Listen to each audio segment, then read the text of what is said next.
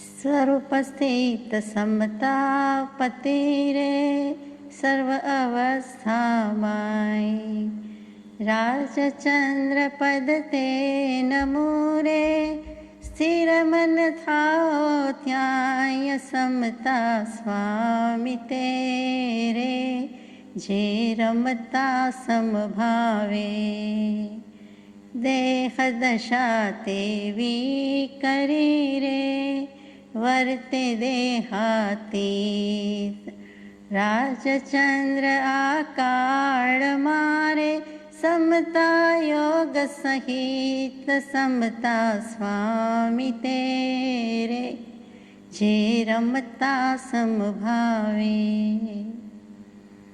सत्श्रुतने नमस्कार, असीम उपकारी आत्माने नमस्कार, तारक त्रिपुटीने नमस्कार, मावित्रोने नमस्कार, माविત્રો સમાન મુરબ્બીઓ મુમુક્ષોને નમસ્કાર, પ્રત્યેક શુદ્ધાત્મ દ્રવ્યને નમસ્કાર। પરમ કૃપાળુ દેવું પ્રણીત વચનામૃતજી ક્રમાંક 960 અભ્યંતર પરિણામ અવલોકન હાથ નોંધ 2 અંક 7। પહેલી હાથ નોંધની યથાશક્તિ વિચારણા પૂરી કરી આપણે બીજી હાથ નોંધમાં 7મા નંબરની જે છે તે વિચારીએ। હે જીવ, સ્થિર દૃષ્ટિથી કરીને તું અંતરંગમાં જો તો સર્વ પરદ્રવ્યથી મુક્ત એવું તારું સ્વરૂપ તને પરમ પ્રસિદ્ધ અનુભવાશે। આગલા જ પત્રમાં આગલી જ હાથ નોંધમાં કહ્યું કે જીવને સંસાર ચક્ર કે સંસાર રથ શું કામ હાંકવો પડે છે, તો કે એના બે પૈડા છે, એક રાગ અને એક દ્વેષ, અને એનાથી જ સંસાર છે। સંસાર વિના રાગ નથી, રાગ વિના સંસાર નથી। એ રાગ દ્વેષનો ક્ષય થાય, અગર ઓછા થાય તો એટલું સંસાર પરિભ્રમણ પણ નાશ પામે અથવા ઓછું થાય। એટલી વિચારણા પછી તરત જ એનો ઉપાય પરમ કૃપાળુદેવ યોજે છે કે હે જીવ, કોઈ પણ જીવને લાગુ પડે છે, પોતે પોતાને કહે છે એના કરતાં આપણને વધારે કહે છે એમ લાગે કે સ્થિર દૃષ્ટિથી કરીને તું અંતરંગમાં જો। અંતરંગમાં એટલે શું, તો કે અંદર, હંમેશા અંદર કહેવાય પણ અંદરમાં વપરાય નહીં।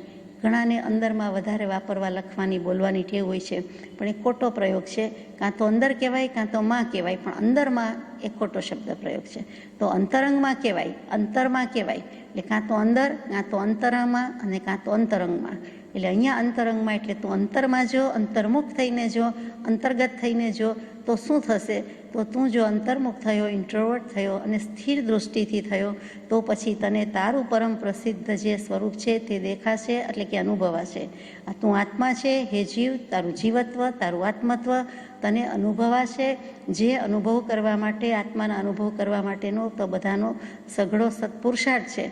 તો કૃપાળુદેવ ઉપાય કહી દે છે કે જો તું આટલું જ કરે, પહેલું સ્થિર દૃષ્ટિથી કરીને જો।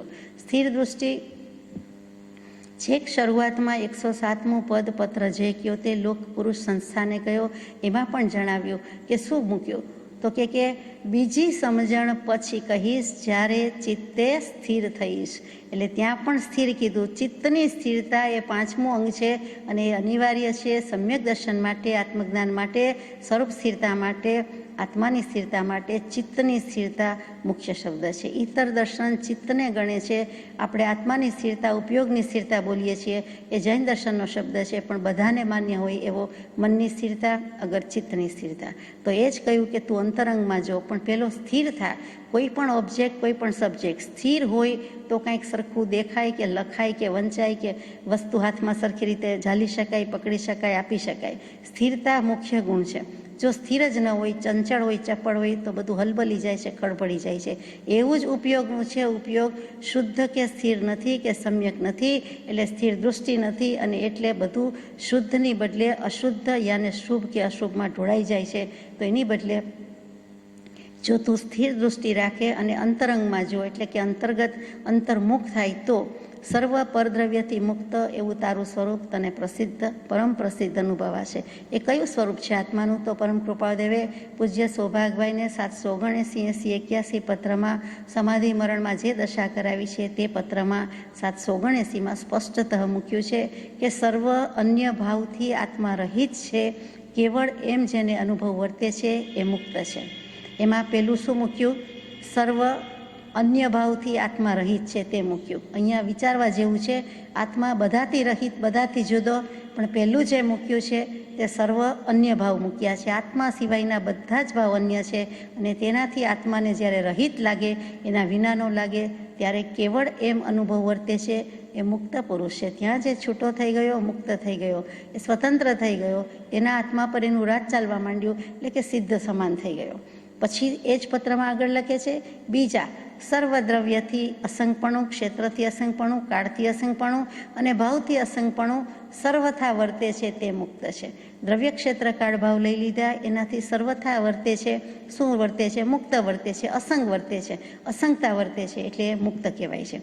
પછી હજી બાકી લાગ્યું છે તો મૂક્યું, અટળ અનુભવ સ્વરૂપ એવો આત્મા સર્વથા સર્વદ્રવ્યથી પ્રત્યક્ષ જુદો ભાસવો, ત્યાંથી મુક્ત દશા વર્તે છે.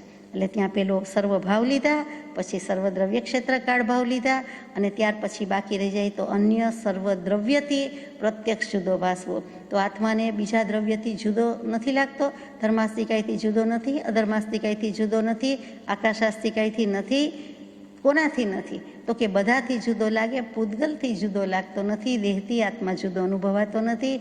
તો સર્વદ્રવ્ય, એમાં બધા દ્રવ્ય આવ્યા, અને એક આત્માને બીજા આત્માની અપેક્ષાએ પણ, અસ્થિ નાસ્તિની અપેક્ષાએ પણ કહી દીધું કે બીજો આત્મા બીજો છે. બીજા તીર્થંકર હોય, કૃપાળુદેવ હોય, કે કોઈ અન્ય સંસારી હોય, મિથ્યાત્વી હોય કે જ્ઞાની હોય, એનો આત્મા એના દ્રવ્ય ક્ષેત્ર કાળ ભાવ એની પાસે છે, આપણી પાસે છે. તો એ સર્વદ્રવ્યથી જુદો ગણવાનો છે.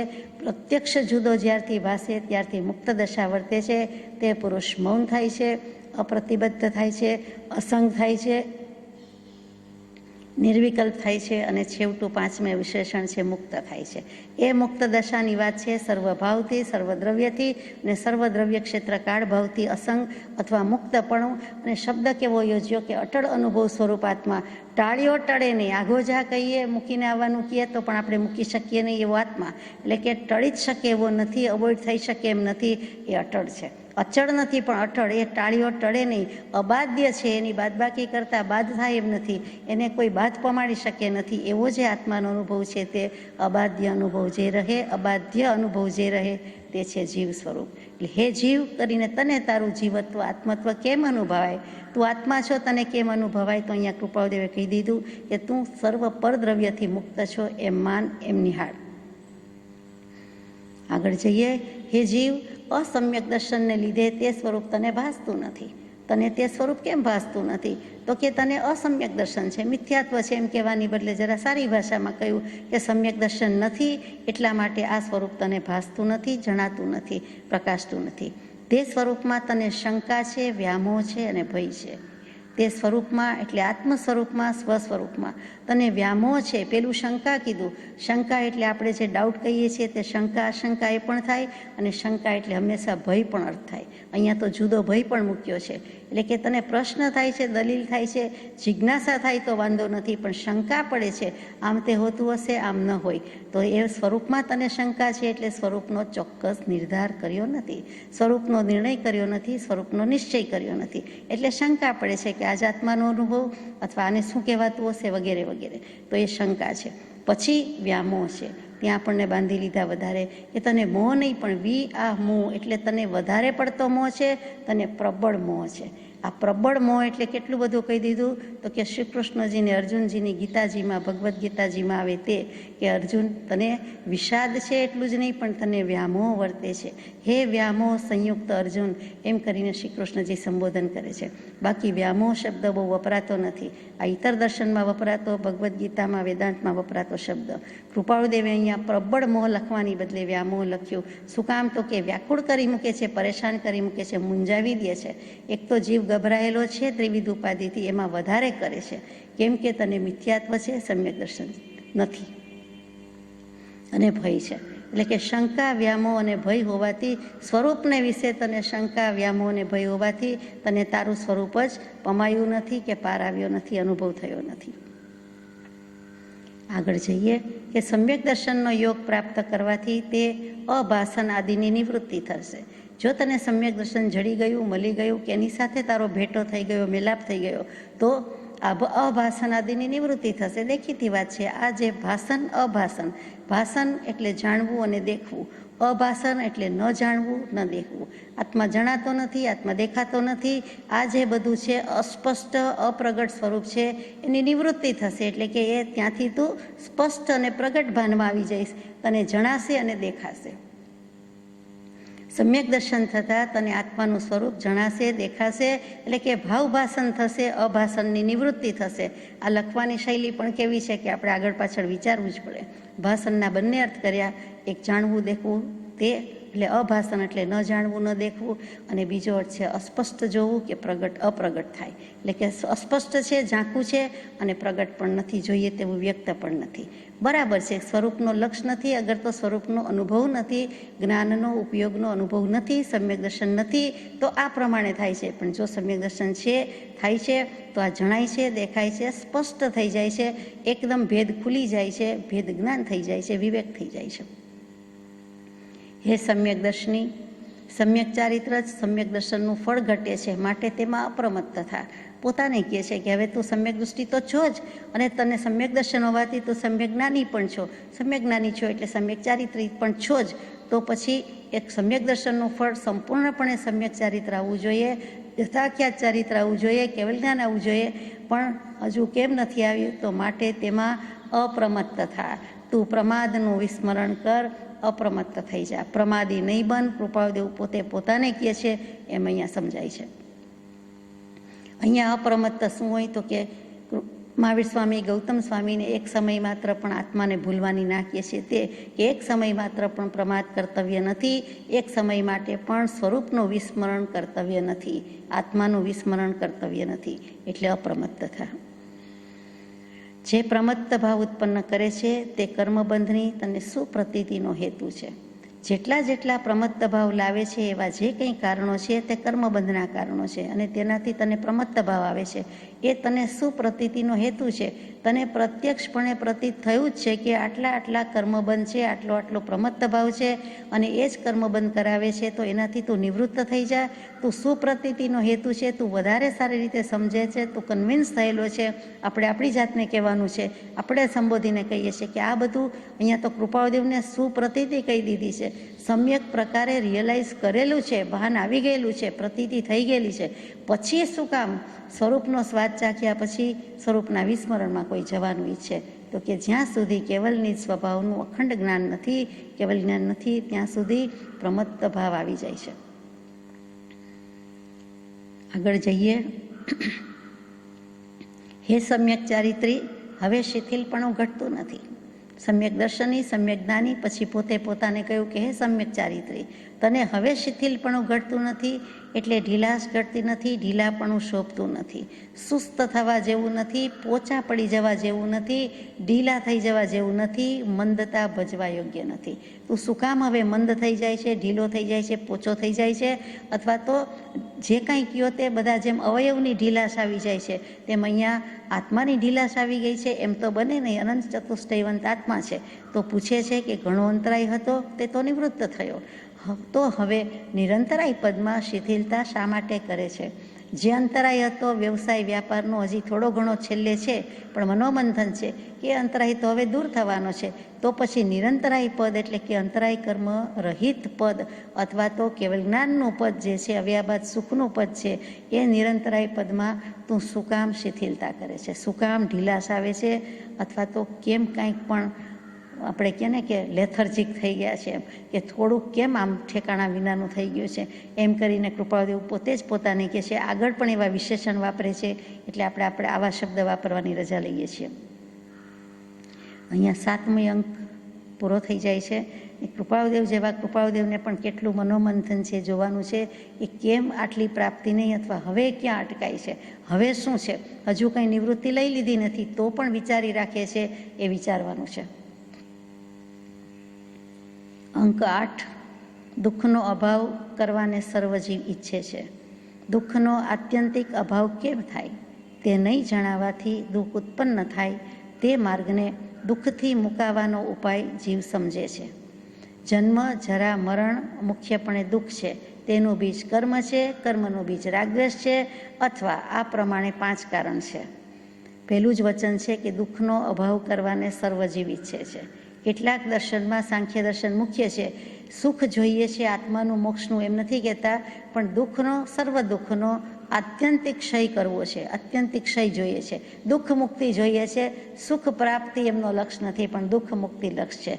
આપણને એમ થાય કે દેખીતી રીતે બંને એક જ છે, પણ એવું નથી. દુઃખ મુક્તિ જુદી વાત છે, નેગેટિવલી સ્પીકિંગ છે આખી વાત. અને સુખ પ્રાપ્તિ પોઝિટિવ છે. સુખ છે જ, એની પ્રતીતિ થાય પછી જ આત્માના મોક્ષના સુખનો પ્રયત્ન બેવડો ઉપડે છે. એમ જે કહેવું છે તે દુઃખનો અભાવનું બીજા દર્શનની વાત છે. છતાં કૃપાદેવ કહે છે કે બધા દર્શનવાળા સમજે માટે કે ત્રિવિધ તાપ, આધિ વ્યાધિ ઉપાધિનો તાપ બધાને છે, દુઃખી જ છે. સંસારમાં કોઈ સુખી નથી. તનધર દેખિયા બહુરે દેખિયા, જે દેખિયા તે દુખિયા રે. મનધર દુખિયા, જે દેખિયા તે દુખિયા રે. પછી તન મન ધનધર જે કોઈ જોયા તો પણ બધા જે દેખિયા તે દુખિયા રે. કબીર સાહેબનું પદ છે, પ્રભુશ્રીજીના બોધમાં ઘણીવાર આવે. તો એ દુઃખનો અભાવ કરવાને સર્વજીવ ઈચ્છીએ જ છીએ. પછી પ્રશ્ન પૂછે છે કે દુઃખનો આત્યંતિક અભાવ શી રીતે થાય? એ નહીં જણાવવાથી દુઃખ ઉત્પન્ન થાય, અને તે માર્ગને દુઃખથી મુકાવાનો ઉપાય જીવ સમજે છે. જે રસ્તો મોક્ષે લઈ જતો નથી એ રસ્તાને મોક્ષ સમજે છે. ઈસ્ટને વેસ્ટ સમજે છે, વેસ્ટને ઈસ્ટ સમજે છે. નોર્થ ડિરેક્શન તો એને સાઉથ સમજે છે, સાઉથને નોર્થ સમજે છે. આમાં ક્યાં મેળ પડે? પરમ પૂજ્ય બ્રહ્મચારીજીએ પ્રજ્ઞાબોધમાં મોક્ષ માર્ગની અવિરોધતા પુષ્પમાં બહુ જ સુંદર રીતે આ વાત મૂકી છે. આજ્ઞા જ્ઞાનીની ભવતરવાનો સેતુ છે, જન્મજરાને મરણ મુખ્ય દુઃખ હેતુ. તે દુઃખનો આત્યંતિક અભાવ શી રીતે, તે ના સમજ્યાથી જીવ વર્તે વિપરીતે.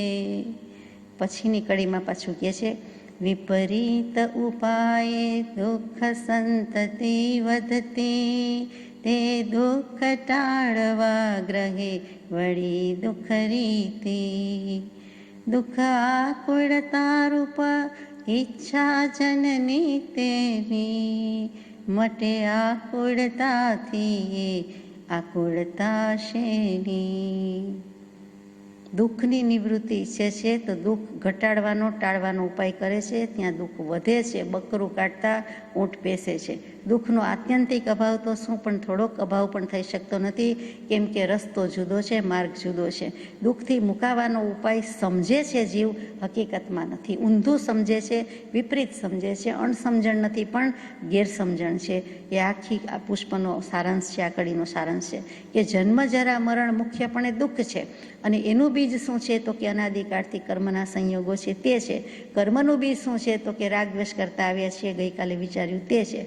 અથવા એમ પણ ન સમજાતું હોય, બે શબ્દમાં ન સમજાય તો 5 શબ્દ આપે છે કે આ પ્રમાણે 5 કારણ છે. મિથ્યાત્વ, અવિરતિ, પ્રમાદ, કષાય અને યોગ. પેલું મિથ્યાત્વ મૂક્યું છે. તે શું? જ્યારે જ્યારે મિથ્યાત્વ શબ્દ બોલીએ છીએ ત્યારે મિથ્યાત્વ માટે 20-25 શબ્દો પર્યાય શબ્દ રીતે બોલાતા લખાતા હોય છે. એનો આપણે વિચાર કરીએ કે કોઈક વખત કોઈ કે સ્વપર એકત્વ દર્શન છે, એટલે આપણને એમ થાય કે આ સમ્યક દર્શન, મિથ્યાત્વ દર્શન શું કહેવું છે? તો સ્વપરને એક જ માને છે, એટલે આપણે સમજી શકીએ છીએ કે તે મિથ્યા દર્શન છે, મિથ્યાત્વ દર્શન છે. પરની કર્તૃત્વ બુદ્ધિ, પર્યાય બુદ્ધિ, વ્યવહાર વિમૂઢ, અતત્વ શ્રદ્ધાન, સ્વસ્વરૂપ ભ્રમણા, શુભ ભાવથી આત્માને લાભ થાય તેવી બુદ્ધિ, બહિર્દૃષ્ટિ, વિપરીત રુચિ, વસ્તુ સ્વરૂપ હોય તેમ ન માનવું પણ ન હોય તેમ માનવું, અવિદ્યા, પરથી લાભ ગેરલાભ થાય તેવી માન્યતા, ત્રિકાળી શુદ્ધ આત્માને ન માનવો પણ જેવો જેવો અનુભવને જેવડો ને જેવો પોતે હોય તેવો વિકાર જેટલો જ માનવો. એટલે કે જે સુખી દુઃખી, નાનો મોટો જે બધા ભાવ થયા કરે છે તે પ્રમાણે માનીએ છીએ, પણ એ ધ્રુવ છે, આત્મા છે, શુદ્ધ છે એ માનતા નથી. પછી વિપરીત અભિપ્રાય ધરાવવો, પર પર્યાય, પર મૂઢ, પર્યાય મૂઢ, શરીરની ક્રિયા જીવ કરી શકે તેવી માન્યતા. જે શરીર ક્રિયા કરે છે એ જીવ કરે છે, આત્મા કરે છે તેમ માનીએ છીએ.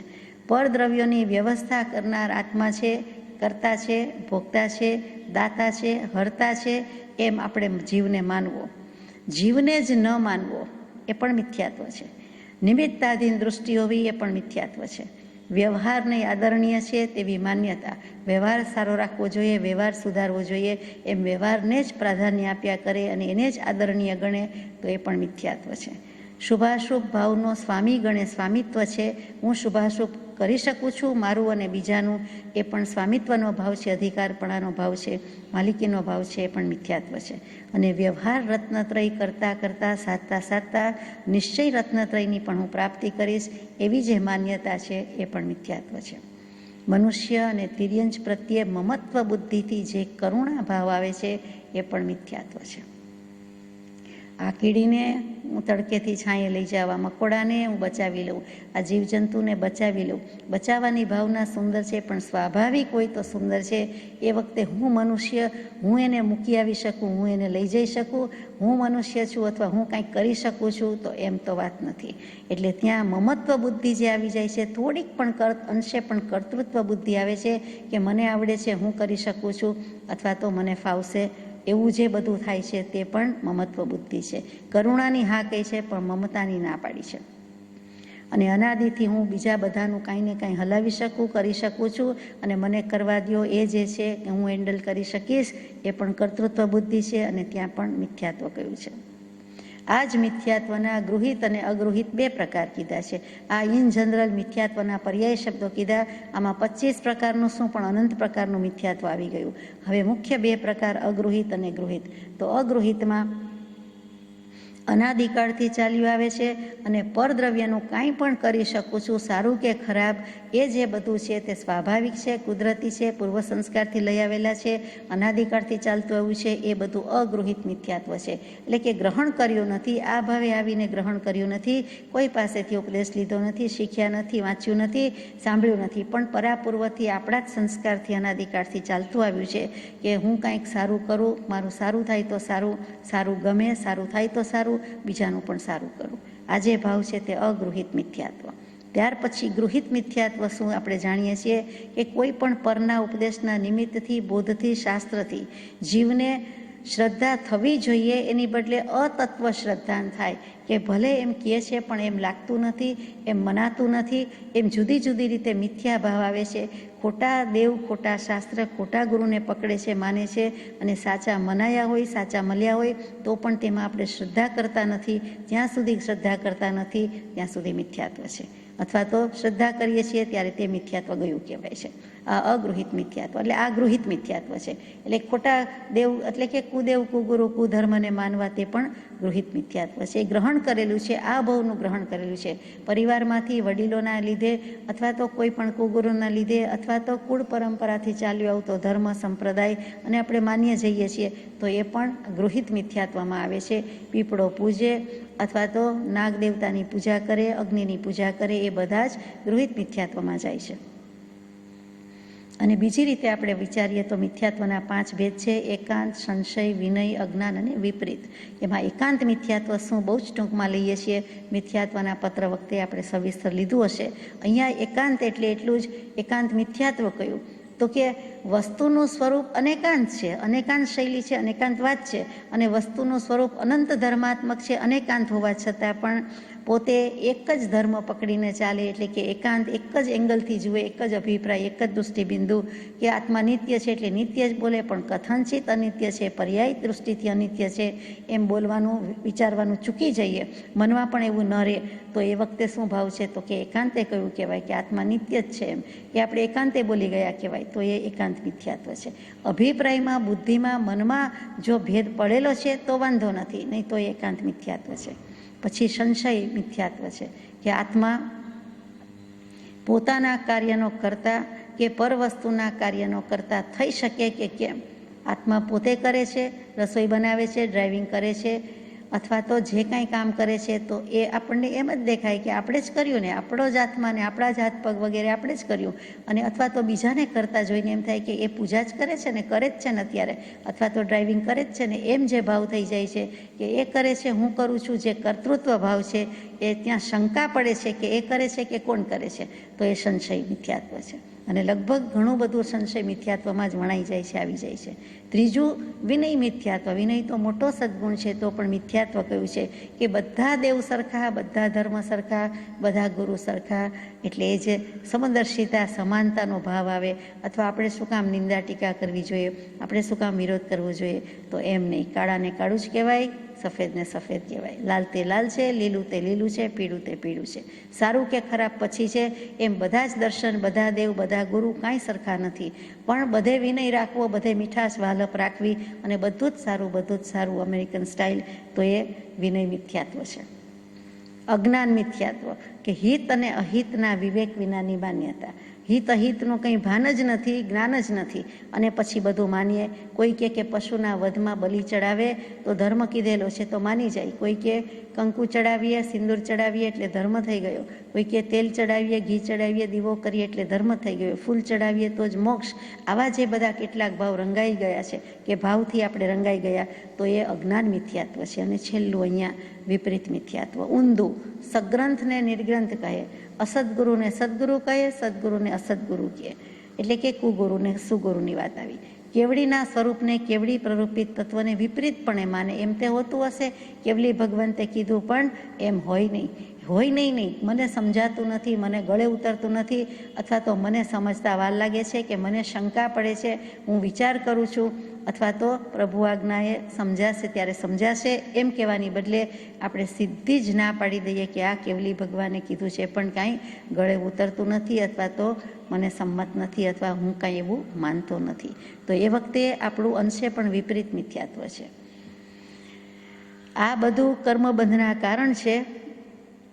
તત્વાર્થ સૂત્ર યાને મોક્ષશાસ્ત્ર, એનું 8મો અધ્યાય, એનું 1લું સૂત્ર કે મિથ્યા દર્શન અવિરતિ પ્રમાદ કષાય યોગા બંધ હેતવ. આ મિથ્યા દર્શન એ જ મિથ્યાત્વ, એ મોટામાં મોટું કર્મનો બંધન કરાવે છે. દરેક પાપનો બાપ ભલે લોભ કીધો હોય, પણ સૌથી મોટો કીધો હોય તો એ મિથ્યાત્વ છે. પહેલું કામ આપણે મિથ્યાત્વ કાઢવાનું જ કરવાનું છે, બીજી બધી વાત પછી છે, એમ અહીંયા સારાંશ છે. એટલે મિથ્યાત્વ કર્મ બંધાવે છે. પછી અવિરતિ.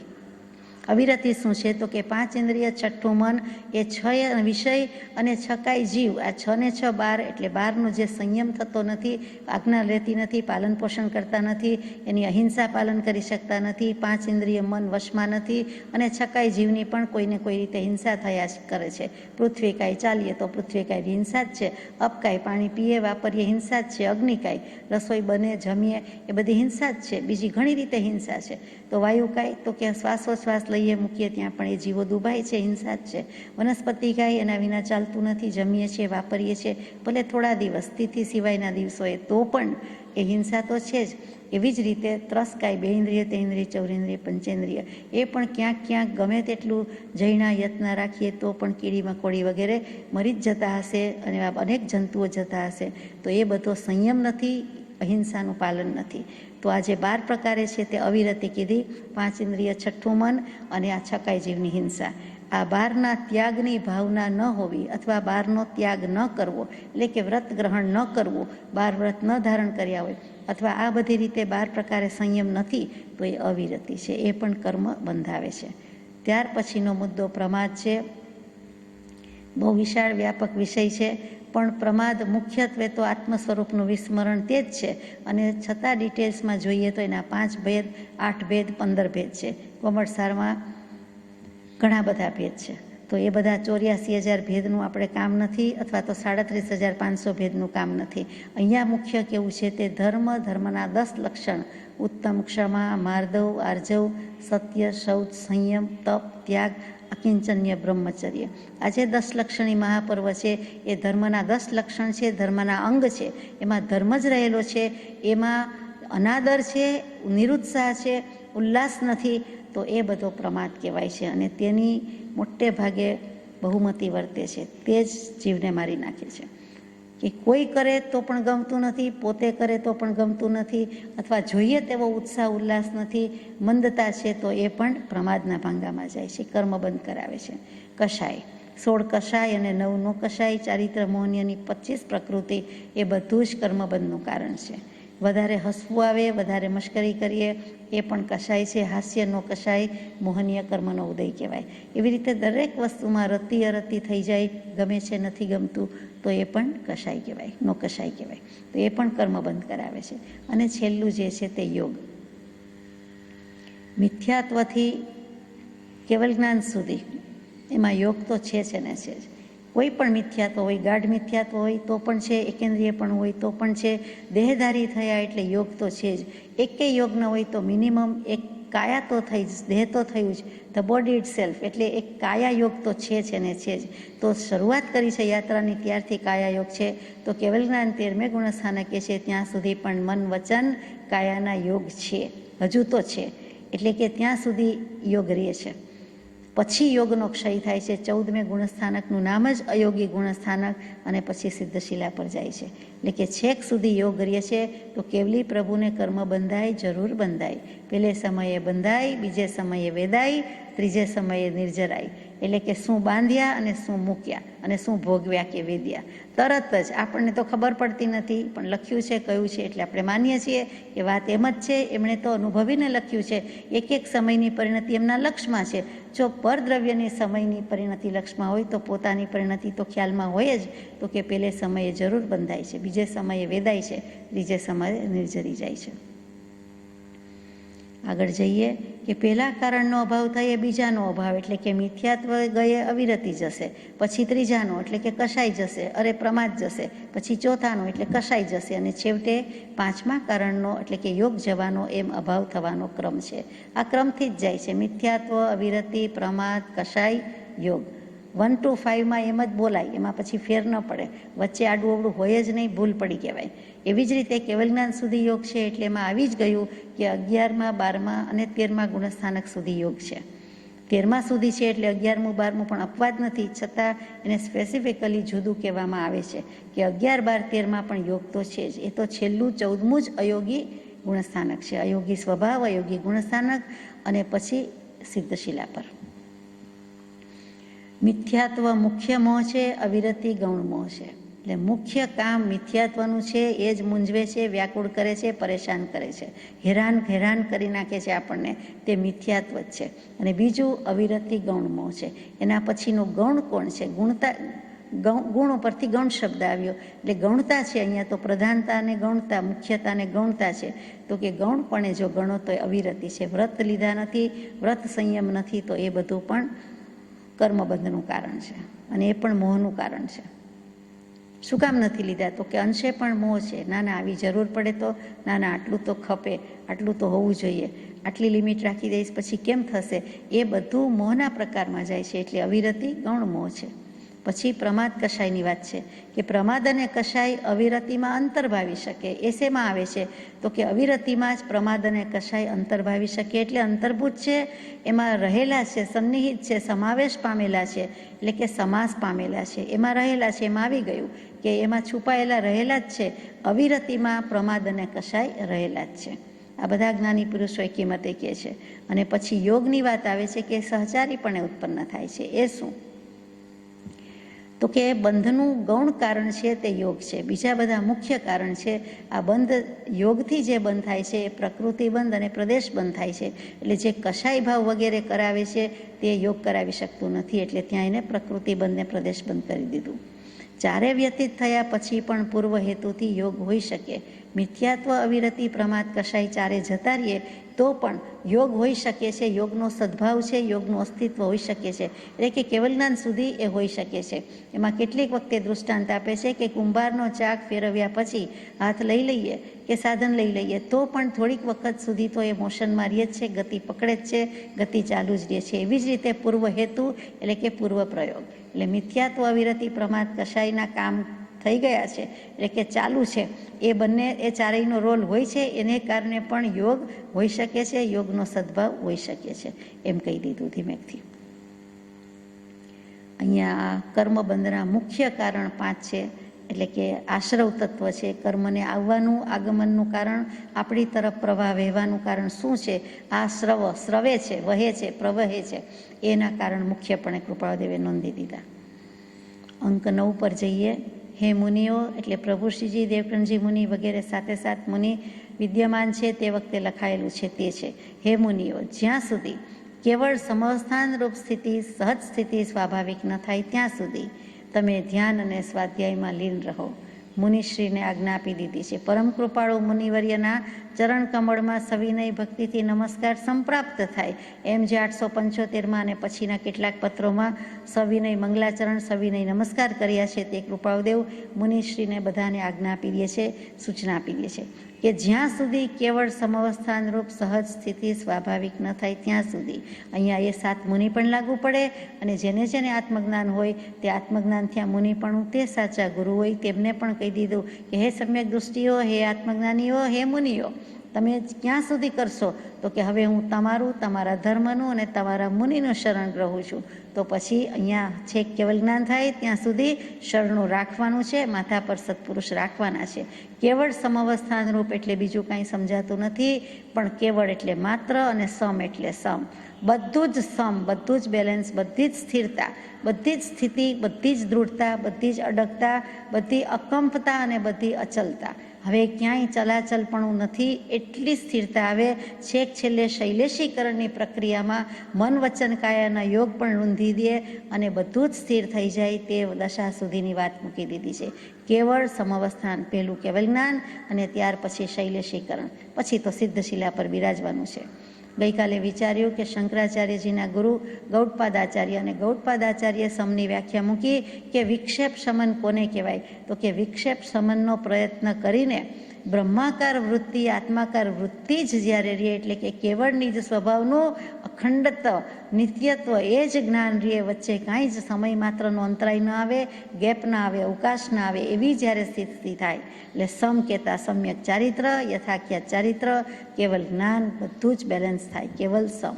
અને એ સમ કહી દીધું. અવસ્થાન એટલે અવસ્થા, સ્થિરતા, બિલકુલ સ્થિત થઈ જાય એટલે કે હવે કાંઈ કરવાનું જ ન રહીએ. 2 હાથ ગમે તેટલા સીધી લીટીમાં આપણને એક્સરસાઇઝમાં કરવાનું કહીએ આપણે રાખીએ, પણ સીધી લીટીમાં હોઈ શકતા જ નથી, કેમ કે મૂળમાં જ સીધા નથી. એ સીધી લીટીમાં સંભવે જ નહીં. ગમે તેટલું પ્રયત્ન કરો એ સીધી લીટીમાં ન હોય, એ થોડુંક તો કાંઈક બાકી જ રહી જાય, વંકાશ ઓછું કાંઈક તો હોય ને હોય જ. અહીંયા જરાય ઓછું ન ચાલે. કેવળ સમઅવસ્થાન રૂપ સહજ સ્થિતિ એ સ્વાભાવિક સ્થિતિ છે, કુદરતી છે, નેચરલ છે, સહજ છે, સાથે જ જાય છે અને એ કેવળ હોવી જોઈએ. એટલે કે શુદ્ધ, માત્ર, ફક્ત અને સમ અવસ્થાન એટલે કે પૂર્ણ બેલેન્સ, ફૂલ બેલેન્સ, ફુલ્લી બેલેન્સ. એ પ્રક્રિયા થાય છે ત્યાં સુધી એટલે કે છેક સુધી તમે ધ્યાન અને સ્વાધ્યાયમાં લીન રહો.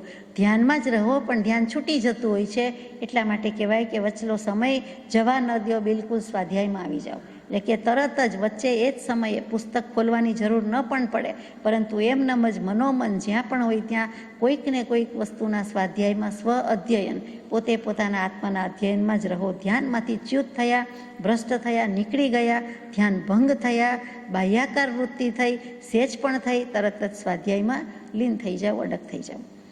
જીવ કેવળ સ્વાભાવિક સ્થિતિમાં સ્થિત થાય ત્યાં કંઈ કરવું રહ્યું નથી. જો એ કેવળ એટલે માત્ર, ફક્ત અને સ્વાભાવિક સ્થિતિમાં સ્થિત થઈ જાય તો એને કાંઈ કરવા પણ બાકી નથી. તો એ જ તો આપણે ઈચ્છીએ છીએ અને એ જ તો કૃપાદેવ ઠોકીને કહે છે 609માં પત્રનું પહેલું જ વચન કે સહજ સ્વરૂપે જીવની સ્થિતિ થવી તેને શ્રી વિતરાગ મોક્ષ કહે છે. તો સહજ સ્વરૂપથી જીવ રહિત નથી, પણ માત્ર તેનું ભાન થવું તે સહજ સ્વરૂપે સ્થિતિ છે. તો ભાન કેમ નથી? તો કે સંગના યોગે જીવ સહજ સ્વરૂપ સ્થિતિને ભૂલ્યો છે. એટલે ત્યાં હરીફરીને સંગ શબ્દ ઉપર આવ્યો ભાર કે આ સંગ ભાવ છે, સંગ છે એ ખોટો છે. સંગ એટલે સાહચર્ય, સોબત, સંગાત અને સંગ એટલે રાગ, રાગાદિક ભાવ. કોઈ પણ સાથે તરત જ રાગાદિક ભાવ થઈ જાય છે, કોઈ પણ વસ્તુ પ્રત્યે થઈ જાય, ઉપયોગ રંજિત થયો નથી કે તરત જ રાગાદિક ભાવ આવી ગયા નથી. તો એ જે સ્થિતિ થાય છે એ સ્થિતિ ન થાય, સહજ સ્થિતિ જોઈ, સ્વાભાવિક સ્થિતિ હોય તો ત્યારે કાંઈ કરવા જેવું નથી. એ દશાને જ કૃપાદેવે મુક્ત દશા કહી દીધી, મોક્ષ સ્થિતિ કહી દીધી. તો એથી બીજું શું હોય? જ્યાં જીવના પરિણામ વર્ધમાન રીયમાન થયા કરે છે ત્યાં ધ્યાન કર્તવ્ય છે. જીવના પરિણામ જ્યાં વધઘટ પામ્યા કરે છે, વર્ધમાન વધતા જતા પરિણામ, વધતા ભાવ, ચડતા ભાવ, અને હિયમાન એટલે કે ઘટવું. સંસ્કૃતમાં હા ક્રિયાપદ છે. હા એટલે ત્યાગવું, ત્યજવું, છોડી દેવું, ઓછું થવું. એના પરથી ઘટાડો આવ્યો એટલે હિયમાન શબ્દ આવ્યો. એટલે કે વર્ધમાનમાં વધતું, હિયમાન એટલે ઘટતું જાય છે. ત્યાં ધ્યાન કર્તવ્ય છે કે આત્માના પરિણામ જ્યારે જ્યારે વધઘટ થાય એટલે કે સ્થિર અસ્થિર થાય, ચલાચલ થાય એટલે તરત જ ધ્યાન કરી દેવું જોઈએ કે મારે સ્થિર થવાનું છે, આ કરવાનું નથી, આમાં પડવાનું નથી. અર્થાત ધ્યાનલીનપણે સર્વ બાહ્ય દ્રવ્યના પરિચયથી વિરામ પામી નિજ સ્વરૂપના લક્ષમાં રહેવું ઉચિત છે. જે કાંઈ બીજા બાહ્ય દ્રવ્યનો સંયોગ છે, પરિચય છે, ઓળખાણ છે, ત્યાંથી વિરામ પામવાનું છે, આરામ પામવાનું છે કે ત્યાં મારે જવું નથી, એનું કામ નથી, એ તો અજાણ્યા જેવા, ઉદાસીન, પરને કામના, મને કામના નહીં, એમ કરીને જે કાંઈ ભાવ થાય છે વિરામ પામી જાય છે. અને પછી તો કે પોતાને જે લક્ષ્ય, નિજ સ્વરૂપનો લક્ષ્ય, એમાં રહેવું ઉચિત છે, એમાં જ રહેવું યોગ્ય છે. ટૂંકમાં બાહ્ય છે, પરદ્રવ્ય છે તે પર છે, બાહ્ય છે હું તો આત્મા, હું તો અંતરંગમાં જોઈશ. જે આજે શરૂઆત કરી છે અંકની હાથનોંધની, તે અંતરંગ ઓળખાણ માટે જ આ કૃપાળદેવે લખ્યું લાગે છે. ઉદયના ધક્કાથી તે ધ્યાન જ્યારે છૂટી જાય ત્યારે સર્વ પરદ્રવ્યમાં એક સમય પણ ઉપયોગ ન કરવો, પણ અનુસંધાન ઘણી ત્વરાથી કરવું. ઉદયના ધક્કાથી ધ્યાન છૂટી જાય. શેનો ઉદયનો ધક્કો વાગે? હવે શેનો ઉદય છે? તો કે હજુ કેવલ જ્ઞાન નથી, તો ઉદય તો હોય તો કે ચારિત્ર મોહનીય કર્મનો ઉદય હોય. છેલ્લા કોઈ પણ કશાય, લોભ કશાય, એનો પણ કદાચ ક્ષય થયો હોય, પણ સંપૂર્ણ ક્ષય હજી ન થયો હોય, કિટ્ટીકરણ જેટલું બાકી હોય, અથવા કાંઈક એવો ઉદય આવી જાય, તેનો ધક્કો વાગી જાય. આપણે તો સીધા ચાલીએ જતા હોય, પણ કોઈક ધક્કો મારે, એમાં આપણે શું કરી શકીએ? એમાં કોઈક એટલે પરદ્રવ્ય છે, કર્મ છે તે પર છે, જળ છે, એ ચારિત્ર મોહનીય કર્મનો ઉદય ધક્કો વાગ્યો, પણ આપણે બેલેન્સ ચૂકી જતા નથી. મોટે ભાગે આપણે આપણી જાતને સાચવી લઈએ છીએ, તારવી લઈએ છીએ, સ્થિર કરી દઈએ છીએ. એ જ પ્રમાણે અહીંયા છે કે એ છૂટ્યું તો છૂટ્યું કે જાણ્યું કે આ કંઈક થયું, વિઘ્ન આવ્યું, ભંગ થયો, એટલે તરત જ ધ્યાન છૂટી જતું હોય તો ત્યારે તેનું અનુસંધાન એટલે કે ઉપયોગનું અનુસંધાન, જોડાણ, સાંધો તરત જ ઘણી ત્વરાથી કરવું. એટલે તરત જ કરી દેવું. પહેલાં સંકલ્પ વિકલ્પ વગેરે આપણને ખેંચી જાય, પેલો ચારિત્ર મોહનીયનો ઉદય આપણને ખેંચી જાય, ધ્યાન છૂટી જાય, એ બનવા ન દેવું. બન્યું તો તરત જ ત્યાંથી જ પૂરું કરી દેવાનું. વસ્તુ, કપડું, વસ્ત્ર ફાટી જાય કે ફાડવાનું આવે તો ત્યાં સ્ટોપ થઈ જાય છે. એના ચીરા લીરા બોલાવવા હોય તો બોલાવીએ છીએ, નહીં તો આપણે ત્યાં અટકી જઈએ છીએ કે હવે વધારે ફાટી જશે, અને પછી સાંધવું હોય તો સાંધી લઈએ છીએ. એવી જ રીતે કે સંધાવી લઈએ છીએ. અહીંયા પણ અનુસંધાન શબ્દ વાપર્યો છે. તરત જ ભગવાનના શુદ્ધાત્માના ઉપયોગ સાથે આપણે પણ અનુસંધાન કરી લેવા જેવું છે, અને ઘણી ત્વરાથી કરવું. વચ્ચે બહુ સમય જવા દેવો જ નહીં, અને ત્વરાથી અનુસંધાન કરી દેવું. હવે અમસ્તુય હતું શું ને ગયું શું ને રહ્યું શું, હવે પડ્યા તો પડ્યા, હવે ભંગ થયો તો ભંગ થયો, હવે સેજ ચાખી લીધું તો ઉપવાસ નથી કરવો, મોઢા પર ચખાઈ ગયું કે જીભ પર મુકાઈ ગયું તો એમ કરીને આપણે ભાંગી નાખીએ, તોડી નાખીએ, અને ચાલો હવે બધું પૂરેપૂરું જમી લઈએ, એમ નહીં. એકાસનું કરવું છે, પણ પછી હવે ભૂખ લાગી અથવા હવે સેજ ચખાઈ ગયું તો ચાલો હવે નથી કરવું, જમી લઈએ. એ તો કદાચ નાની વાત છે, પણ ધ્યાન અને એમાં જે વાત છે તે મોટી વાત છે કે અનુસંધાન તરત જ કરી લેવું જોઈએ. હવે પડ્યા તો ભલે પડ્યા, જે પગથિયેથી પડ્યા તો તે પગથિયેથી પડ્યા, તો પછી બીજા પગથિયા બાકી છે તો આપણે પડતા જતા નથી, બેઠા થઈ જઈએ, ઊભા થઈ જઈએ છીએ, સ્થિર થઈ જઈએ છીએ કે હવે ચાલો બીજા 7-8 ઉપર પણ ગબડતા જઈએ, એવું કરતા નથી. એ જ વસ્તુ વ્યવહારની છે, એ જ પરમાર્થમાં લાગુ પડે છે કે એમ કરવા જેવું નથી. વચ્ચેના અવકાશમાં સ્વાધ્યાયમાં લીનતા કરવી. જે અવકાશ વચ્ચે ગેપ ગયો ત્યાં તરત જ સ્વાધ્યાય, સજ્જાય જે કહીએ તે પોતે પોતાના અધ્યયનમાં મશગુલ થઈ જવું. સર્વ પરદ્રવ્યમાં એક સમય પણ ઉપયોગ સંગ ન પામે એવી દશાને જીવ ભજે ત્યારે કેવલ જ્ઞાન ઉત્પન્ન થાય. સર્વ પરદ્રવ્યમાં એટલે ધર્માસ્તિકાય વગેરે તો ઉદાસીનપણે સહાયક છે. એક ભાંજગળ, માથાકૂટ, ભૂતગલ દ્રવ્યની જ છે, અને એ દ્રવ્યમાં એક સમય પણ ઉપયોગને સંગ પમાડવો નથી. અણિશુદ્ધ રાખવો છે, અકબંધ રાખવો છે, અને એવી દશા જો આવી ગઈ તો તરત જ જીવને ત્યારે કેવલ જ્ઞાન ઉત્પન્ન થઈ જાય છે. આપણે પહેલાં વિચારી ગયા છે કે જેમ નિર્મળ તારે રત્ન સ્ફટિક તણી, એટલે કે રત્ન સ્ફટિક રત્નની જેવી નિર્મળતા છે. એની આજુબાજુ ઉપર નીચે કાંઈ પણ કલરફુલ રાખીએ છીએ તો આપણને એવું કાળું પીળું વગેરે લાગે છે કે લાલ પીળું દેખાય છે, પરંતુ એ કલર લઈ લઈએ છીએ, વસ્તુ લઈ લઈએ છીએ, અથવા તો સ્ફટિક રત્નને લઈ લઈએ છીએ તો તરત ખ્યાલ આવે છે કે એ તો જેમ છે તેમ છે. પેલું રંગનું પ્રતિભાસવું હતું એટલે આપણને લાલ પીળું દેખાતું હતું, એવું જ વિભાવને કારણે બધું લાગે છે, બાકી આત્મા તો શુદ્ધ જ છે. અને વચ્ચે કંઈ વાર આવી ગયું છે કે વિચારવાનને સંગથી વ્યતિરિક્તપણું પરમ શ્રેયરૂપ છે. વિચારવાન જીવ હોય, મુમુક્ષુ હોય, કેવલ જ્ઞાન પ્રગટાવું હોય, આત્મજ્ઞાની હોય, એને સંગથી વ્યતિરિક્ત એટલે સિવાયનું, અધર દેન દેટ, એટલે એને સંગ તો પોસાય જ નહીં. સંગ અને સંગભાવથી એને અળગું જ રહેવાનું છે, જુદું જ રહેવાનું છે. પરમ શ્રેયરૂપ છે, એના પરમ કલ્યાણરૂપ છે. અહીંયા આપણે સંગ એટલે બધા જ અર્થ કર્યા છે, છતાં ફરીથી કહી દઉં કે જે સહચાર સોબત સંગાત છે એ પણ છે, અશુદ્ધ છે એ પણ છે, સંયોગ છે એ પણ અર્થ થાય અને રાગ પણ અર્થ થાય. અહીંયા સંયોગ શબ્દ આગળ યોગની વાત આવી એટલે વિચારવાનું છે કે એવા યોગ સંયોગને ભજતો નથી, એથી દૂર રહે છે, એથી આગો રહે છે, એને પર જ ગણે છે. બહુ અગત્યની આ હાથનોંધ છે, આમ તો બધી જ અગત્યની છે અને મુનિવરોને લખાયેલી છે. પછી નંબર 10 એથી ચડિયાતી છે પાછી. એકાંત આત્મવૃત્તિ, એકાંત આત્મા, કેવળ એક આત્મા, કેવળ માત્ર એક આત્મા, કેવળ માત્ર આત્મા, કેવળ માત્ર આત્મા જ, શુદ્ધાત્મા જ, સહજાત્મા જ, નિર્વિકલ્પ શબ્દાતીત સહજ સ્વરૂપ આત્મા જ. 10 બોલ હશે, 1 થી 10માં બધું કહી દીધું છે. આટલું થાય તો બસ, એકડે મીંડે 10, પછી કાંઈ કરવાનું નથી. સ્વમાં વસ, પરથી ખસ. એટલે પહેલું જ મૂકી દીધું એકાંત આત્મવૃત્તિ. તે શું? તો કે એક અને અંત. અંત એટલે ધર્મ, અંત એટલે ધ એન્ડ, છેડો નહીં. એકાંત એટલે એકમાત્ર ધર્મ જે છે તે એકમાત્ર વૃત્તિ છે, તે કઈ છે? તો કે આત્મવૃત્તિ. તો કે જડથી ઉદાસી તેને આત્મવૃત્તિ થાય છે. જડ ભાવે જડ પરિણમે તો પછી ચેતને ચેતન ભાવે જ પરિણમવું જોઈએ. અને એમ જ છે કે કોઈ પલટે નહીં, છોડી આપ સ્વભાવ. તો આત્માની વૃત્તિ ક્યાં છે? તો કે હવે આત્મવૃત્તિમાં જ આવી ગઈ છે. હવે ઉદાસીન થઈ ગયા છીએ એટલે હવે એમને જડ ભાવમાં કે અનિત્ય પદાર્થમાં કોઈ બુદ્ધિ રહી નથી. એટલે કે બીજામાં વૃત્તિ જ નથી, એકમાત્ર આત્મામાં જ વૃત્તિ છે. એટલે બહિર્વૃત્તિ નથી. હવે જે કાંઈ છે તે એકમાત્ર આત્મા જ જોઈએ છે, બીજું એકેય રમકડું ખપે નહીં. આપો તો આત્મા આપો, નહીંતર બીજું કાંઈ ખપતું નથી. એટલી બાળ હઠ લીધી હોય, યોગી હઠ હોય, એવી બધી હઠની જેમ છે કે એક વૃત્તિ આત્મવૃત્તિ જ છે. બીજો મુદ્દો છે એકાંત આત્મા. એ શું? તો કે એકાંત વૃત્તિ આત્મામાં જો કરી દીધી છે તો એ જ સ્વરૂપ મારું સ્વરૂપ છે, ખરું સ્વરૂપ છે. કે હું કોણ છું, ક્યાંથી થયો, શું સ્વરૂપ છે મારું ખરું? તો કે હું એકાંત આત્મા જ છું, બીજા વિશેષણની પણ જરૂર નથી. એટલે આત્મવૃત્તિ થઈ ગઈ છે તો હવે હું એકાંત આત્મા છું. એટલે એકાંત વૃત્તિ આત્મામાં જ રહે અને એ જ સ્વરૂપ મારું છે અને એ જ સ્વરૂપ મારું ખરું સ્વરૂપ છે. જે કૃપાળુદેવે બહુ પુણ્ય કેરામાં પૂછ્યું છે એનો જવાબ છે કે એકાંત આત્મા, બસ એક આત્મા જ છું. કોઈ વિશેષણ લગાવ્યા નથી, શુદ્ધ અશુદ્ધ પણ એ મૂક્યા નથી. પછી ત્રીજા બોલ પર જઈએ, કેવળ એક આત્મા. એટલે હું મારો આત્મા આવો છે, આત્મવૃત્તિ થઈ ગઈ, હું એક આત્મા છું, એ જ મારું ખરું સ્વરૂપ છે. પછી હું મારા આત્માનું જ જાણું છું, કેવળ એક આત્મા. બીજા આત્માની પંચાત કરતો નથી, બીજા આત્માની પડી નથી, બીજો બીજાનું જાણે. હું મારું જાણું, સ્વ તે સ્વ, પર તે પર. એટલે કેવળ એક આત્મા એટલે માત્ર પોતાનો જ આત્મા, બીજા આત્માની પણ વાત નથી. પછી ચોથો બોલ, કેવળ એક આત્મા જ, માત્ર પોતાના આત્માની જ ભાવના છે.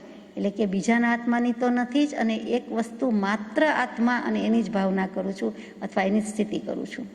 ત્યાર પછી કેવળ માત્ર આત્મા, એક ઉપરથી કેવળ માત્ર આત્મા આવી ગયું. તો કે આત્મામાં હવે બીજું કાંઈ પેસે પ્રવેશી શકે એવું નથી, કાંઈ જ એન્ટર થાય એવું નથી. આપણે કહીએ ને કે આ એટલું બધું જડબે સલાક બંધ છે કે ફીટો ફીટ છે અથવા તો હાઉસફુલ છે, એવી રીતે આમાં કાંઈ હવે એક આટલું તણખલું સમાય એમ નથી. એમ કહે છે કે આ મારા આત્મામાં કેવળ માત્ર આત્મા, એમાં બીજું કોઈ દ્રવ્ય, બીજો કોઈ ભાવ, બીજું કાંઈ પૂતગલ હવે ખસી શકે, પેસી શકે એવું છે જ નહીં. ત્યાર પછી કેવળ માત્ર આત્મા જ, એટલે કે પૂતગલ વગેરે જે કંઈ દ્રવ્ય છે એના ગુણ છે એ પણ એમાં નથી. જે આત્મા ઓલરેડી છે, શુદ્ધ ચૈતન્ય ઘન છે, એમાં કંઈ વર્ણગંધ રસ સ્પર્શ પ્રવેશી તો ન શકે, પણ એમાં છે પણ નહીં, અંદર પણ નથી. એમ આખી વસ્તુ ભરેલી હતી, પછી કહીએ કે જગ્યા નથી, પણ હવે કહીએ કે અંદર પણ બધું ખાલી જ છે, છતાં ભરેલું લાગે, ચૈતન્ય ઘન છે. અનંત ચતુષ્ટય જ ભરેલા છે, બીજું કાંઈ નથી. એટલે કેવળ માત્ર આત્મા જ. હવે પૂતગલના કે કોઈ ગુણ, બીજા 4 દ્રવ્યની તો વાત નથી. તો કે મારામાં વર્ણગંધ રસ સ્પર્શ નથી, એમ આત્મા જાણે કહેતો હોય તેમ છે, કેવળ માત્ર આત્મા જ. ત્યાર પછીનો બોલ છે આત્મા જ. હવે આત્મા જ બીજી બધી વાત મૂકો, હજી જ રખાવે છે, જ શબ્દ મૂકીએ છે કે માત્ર ફક્ત કેવું છે એટલે આત્મા જ. પછી શુદ્ધાત્મા જ, કે એવો એક જ આત્મા હોય, અખંડ દ્રવ્ય હોય તો એ શુદ્ધ જ હોય, પરિપૂર્ણ જ હોય, તો એને કંઈ લેપ લાગેલો જ નથી, અથવા અનાદિકાળનો લાગેલો હતો તે ઉખેડી નાખ્યું, હવે નથી. હવે નિરંજન નિરાકાર છે, કર્મ કશાય કાલીમાં કાંઈ નથી. એટલે શુદ્ધાત્મા છે એટલે કે સિદ્ધાત્મા છે, બીજું કાંઈ જ નથી. પછી સિદ્ધ છે સહજાત્મા જ, એ સ્વાભાવિક છે, સહજ સ્વરૂપ છે, સર્વ વિભાવથી રહિત છે, એવું સહજાત્મા જ થઈ ગયેલો છે. એટલે શુદ્ધાત્મા અને સહજાત્મા લખે છે, પણ કૃપાળુદેવ સિદ્ધાત્મા લખતા નથી.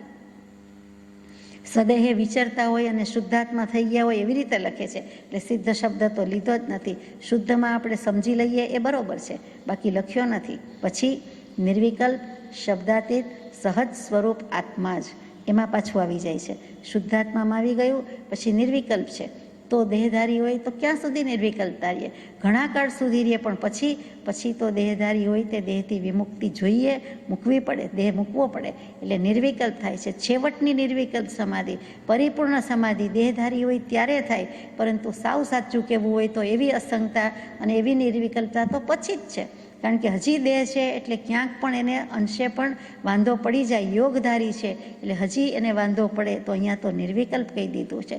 બીજી રીતે વિકલ્પ એટલે શબ્દ અને અર્થ, કે આ વિકલ્પથી શબ્દથી જણાવાય તેવી નથી, આત્મા અર્થથી જણાવાય તેવો નથી. આત્મા માટે બીજા કયા શબ્દ વાપરવા, આત્મા માટે બીજો કયો અર્થ કરવો, કોઈ પહોંચી શકે એમ નથી. અને ગમે તેટલા કરીએ તો એથી આત્માનો અનુભવ થતો નથી.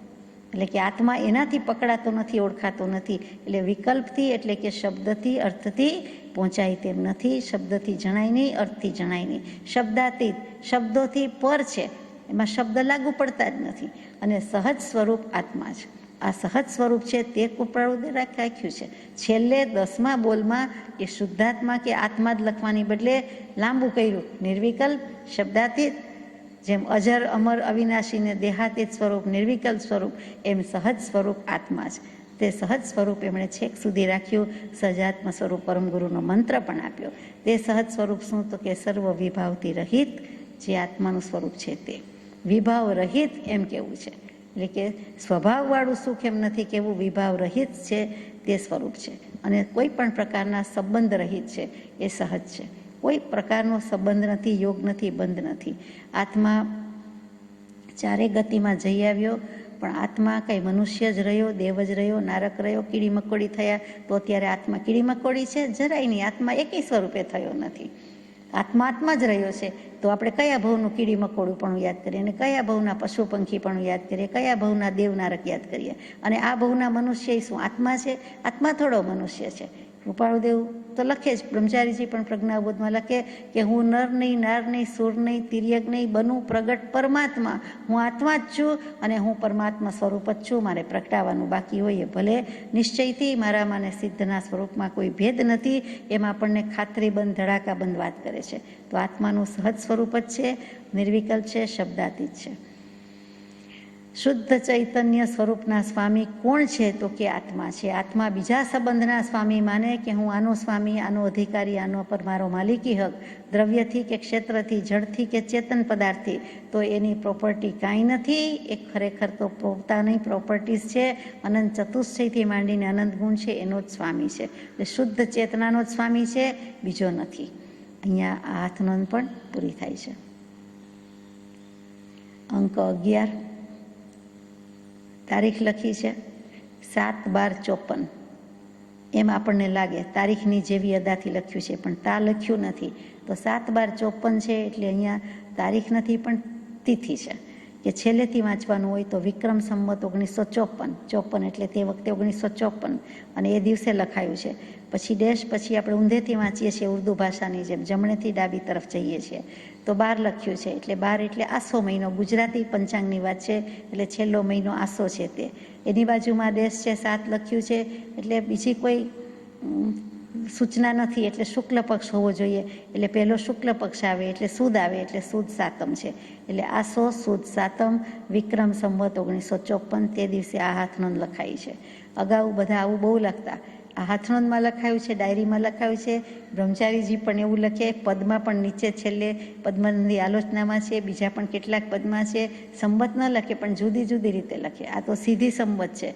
ચંદ્ર લખે, ઋષિ લખે, અમુક શબ્દ એટલે 7 લખાય, અમુક શબ્દ એટલે આંકડો 4 ગણાય. દરિયા લખ્યું હોય, ઋષિ લખ્યા હોય તો 7 ગણાય. એમ બધું કેટલુંક છે એ પ્રમાણે અંક ઉપરથી આપણે બેસાડવાનું કે 1/9/4/1944 થયું, 1952 થયું, વગેરે વગેરે. અહીંયા તો સ્પષ્ટ છે કે વિક્રમ સંવત 1954 આસો સુદ 7 અને ત્યાર પછી મૂક્યું છે તે 31/11/22. એ તારીખ પણ નથી અને તિથિ પણ નથી, પણ પોતાને કેટલી ઉંમર થઈ, કેટલા વર્ષ થયા એ લખ્યું છે. બધી રીતે ગણતા 31 વર્ષ 11 મહિના અને 22 દિવસ થયા આ લખાય છે ત્યારે એક કૃપાળુદેવે મૂક્યું છે. પછી ડેશ કરી દીધી છે. બસ એટલું જ છે એ હાથનોંધમાં. આગળ વાંચીએ. આમ કાળ વ્યતીત થવા દેવો યોગ્ય નથી. આટલો સમય થઈ ગયો, આટલા દાયકા વહી ગયા, હવે જિંદગીનો શું ભરોસો એમ કરીને હવે મારે સમય વધારે વ્યતીત થવા દેવો યોગ્ય નથી. સમયે સમયે આત્મ ઉપયોગે ઉપકારી કરીને નિવૃત્ત થવા દેવો યોગ્ય છે. એક એક સમય જુઓ, સમય પર આવી ગયા છે કૃપાળુદેવ, બરાબર કટોકટી છે. એક એક સમયની વાત કોણ કરે? કેવલ જ્ઞાની કરે. સમયે સમય આત્મ ઉપયોગે ઉપકારી કરીને નિવૃત્ત થવા દેવા યોગ્ય છે. એક એક સમયનો ખપ કરી લેવો છે, ઉપયોગ કરી લેવો છે અને નિવૃત્ત થઈ જવું છે. અહો આ દેહની રચના, અહો ચેતન, અહો તેનું સામર્થ્ય, અહો જ્ઞાની, અહો તેની ગવેષણા, અહો તેમનું ધ્યાન, અહો તેમની સમાધિ, અહો તેમનો સંયમ, અહો તેમનો અપ્રમત્ત સ્વભાવ, અહો તેમની પરમ જાગૃતિ, અહો તેમનો વિતરાગ સ્વભાવ, અહો તેમનું નિરાવરણ જ્ઞાન, અહો તેમના યોગની શાંતિ, અહો તેમના વચનાદિ યોગનો ઉદય.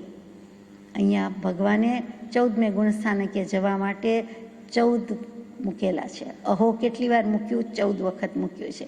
એક એક પગથિયું ચડતા જાય છે તેમ 14 રાજલોકની યાત્રા કરવાની હોય તેમ પહેલું જ અહો શબ્દ. અહો શબ્દ શું સૂચવે છે? તો કે આપણને ઘણો બધો અહોભાવ હોય ત્યારે આપણે અહો કહીએ. બીજું ધન્યતા સ્વીકારતા હોઈએ ત્યારે કે અહો આટલું બધું છે, આમ છે, એટલે આશ્ચર્ય પણ છે, અહોભાવ પણ છે, ધન્યતા પણ છે, પૂજ્યતા પણ છે. આ બધા જ શબ્દો અહોમાં લાગે. સાદી ભાષામાં કહું તો અત્યંત બહુમાનપણું છે એ બતાવવા માટે તેમણે મૂક્યું છે. સાથે સાથે કૃપાળુદેવ જેવાએ આશ્ચર્ય સાથે પણ લખ્યું છે એમ પણ લાગે. પહેલું જ છે અહો આ દેહની રચના. આ દેહ એટલે મનુષ્ય દેહની રચના. એને ભગવાને અહો કીધું. આશ્ચર્ય તો થાય જ છે ને કે આ શરીર કેવું છે, કેવું બનાવ્યું છે, ક્યાંય તળ નહીં, તીનું નહીં, કાણું નહીં, સાંધો નહીં, અને છતાંય કેવું ખોડિયું સીવેલું છે એમ પણ આપણને આશ્ચર્ય થાય. વળી એનું અંતર્ગત મશીનરી બધી જોવો તો વિચારીએ તો એમ થાય કે કોણે બનાવ્યું, કેવું બનાવ્યું? આપણા આત્માએ જ બનાવ્યું છે. એટલે કાંઈ બીજા કોઈને આપણે યશ આપવાનો નથી. આપણો જ આત્મા ઇન્દ્ર છે, આપણો જ આત્મા એવો સામર્થ્યવાન છે. પણ કૃપાળુદેવે નરદેહને અહીંયા વખાણ્યો. એક સાધન છે એટલે તો કે 107માં પદમાં લોકપુરુષ સંસ્થાને કયો એમાં સુંદર મૂક્યું છે. જો કે પૂદગલનો એ દેહ તો પણ ઓર સ્થિતિ ત્યાં છે. પૂદગલ જ્ઞાન સમજ લે જાણ, નરદેહે પછી પામે ધ્યાન.